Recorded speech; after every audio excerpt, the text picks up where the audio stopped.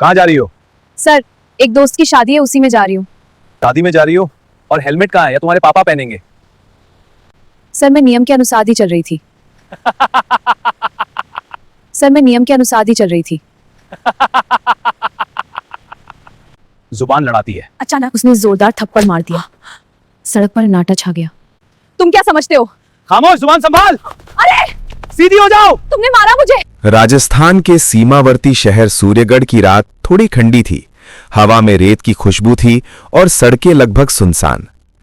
एक लड़की अपनी स्कूटी पर तेजी से शहर की ओर बढ़ रही थी। उसने साधारण सूती सलवार कुर्ता पहना हुआ था।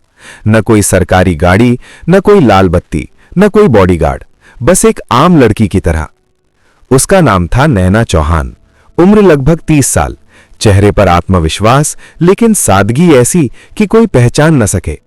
वो अपनी कॉलेज की दोस्त की शादी में जा रही थी। जैसे ही वो सूर्यगढ़ के बाहरी इलाके में पहुंची, आगे पुलिस की एक अस्थायी चेकपोस्ट दिखाई दी। 4-5 पुलिसकर्मी सड़क पर खड़े थे। बीच में खड़ा था थाना प्रभारी विक्रम राठौड़। लंबा कद, कड़क मूछें और आंखों में अजीब सी अकड़। उसने डंडा उठाकर इशारा किया, ओए, गाड़ी साइड में लगाओ। नैना ने स्कूटी धीरे से किनारे रोक दी। सर, मैं एक दोस्त की शादी है, उसी में जा रही हूं। उसकी आवाज बिल्कुल शांत थी। विक्रम ने ऊपर से नीचे तक उसे घूरा, फिर हंसते हुए बोला, शादी में जा रही हो? और हेलमेट कहाँ है? या तुम्हारे पापा पहनेंगे? पास खड़े सिपाही हंस पड़े। नैना बोली, सर, मैं नियम के अनुसार ही चल रही थी। विक्रम झल्ला उठा, हमें कानून मत सिखाओ। विक्रम ने चालान बुक निकाली, लेकिन उसकी नीयत चालान की नहीं थी। उसने सिपाहियों की तरफ देखा और धीमे से कहा, ज्यादा अकड़ रही है, थाने ले चलो। नैना ने दृढ़ स्वर में कहा, सर, बिना वजह हाथ मत लगाइए। बस यही बात विक्रम को नागवार गुजरी। अचानक उसने जोरदार थप्पड़ मार दिया। सड़क पर सन्नाटा छा गया। नैना का चेहरा एक पल को झुका, पर आंसू नहीं आए।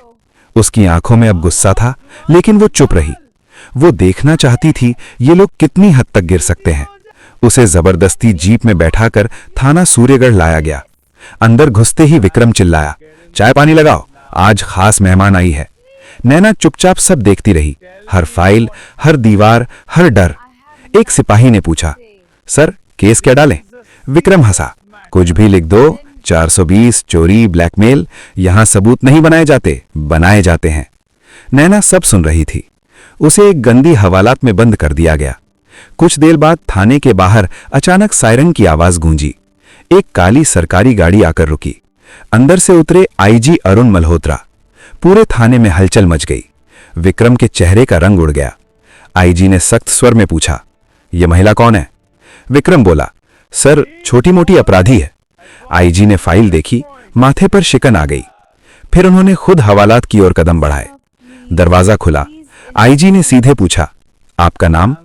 अब पहली बार नैना मुस्कुराई। धीरे से बोली, जिला कलेक्टर नैना चौहान। पूरा थाना जम गया। विक्रम के हाथ कांपने लगे। जिसे वो एक आम लड़की समझ रहा था, वो थी पूरे जिले की प्रशासक।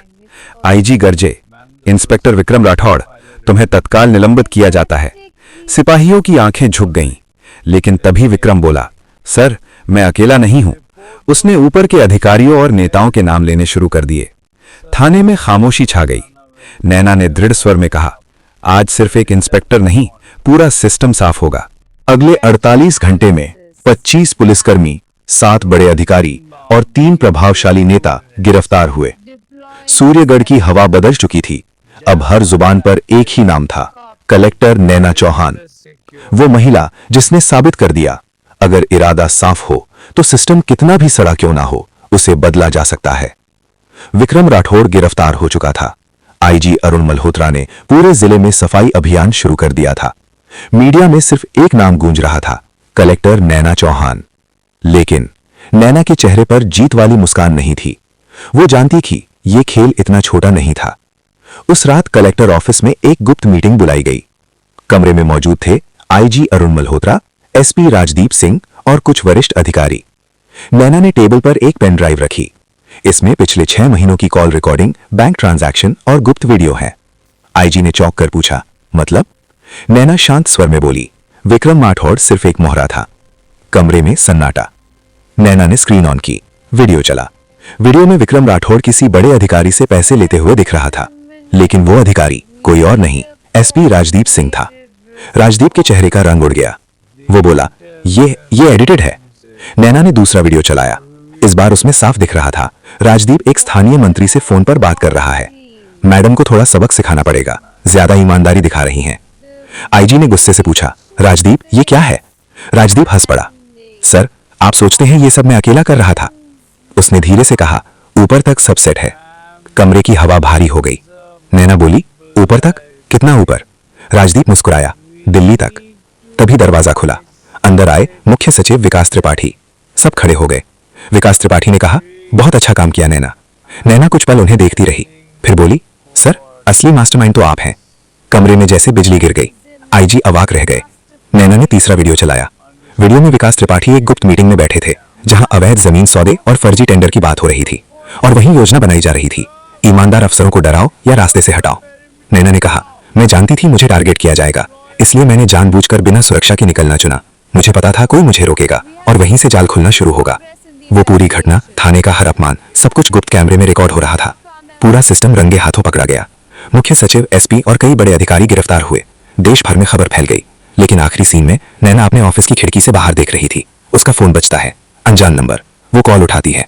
दूसरी तरफ से आवाज आती है, मैडम आपने बहुत बड़ा खेल बिगाड़ दिया है, अब असली खेल शुरू होगा। Phone cut. नैना हल्की मुस्कान देती है। It consumes every space and leaves nothing behind.